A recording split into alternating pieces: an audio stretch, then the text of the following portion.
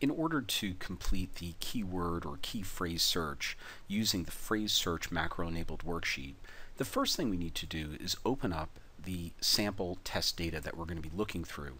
And we're going to be looking through the description field, or column C. Then open up your list of key phrases.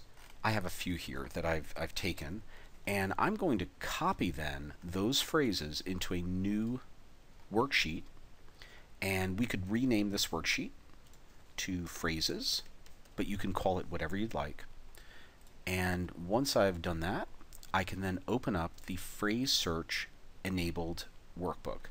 I need to enable my macros in order for this to work. Now, you'll notice that the phrase search toolbar has been added to the ribbon, and there is a search sheet button that's also been added. So what you can do is now click on that search sheet button, and it's asking you select a cell on the sheet with the phrase list in column A. So column A is here. I'm going to select that, and that has the words below. As a small note, cell A1 will not actually have a search of that cell, so you can keep that blank or put the word key phrases like I did just to kind of note what it is, but it will then look throughout this entire column. Hit the OK button. Now it's asking you where is the data that you want to search. What I would then do is select the description field, that's the column that I want to search, and hit OK.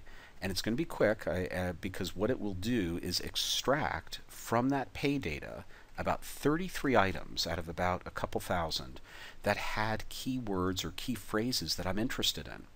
Notice if there are two words that are showing up, that those will show up with a comma in between so that you're able to split that up, or if you wanted to filter on this column, you could select Data, Filter from the menu bar, and then go to your text filters and say Contains. Now that you have contains, you could write the word gift as an example, and then anything with the word gift within there will post up here. But what's nice is this gives you a nice report of only matching items to your key phrase list. Going over to the phrases now, you have a number count that's been added, so you actually have a total count of every time those words have shown up.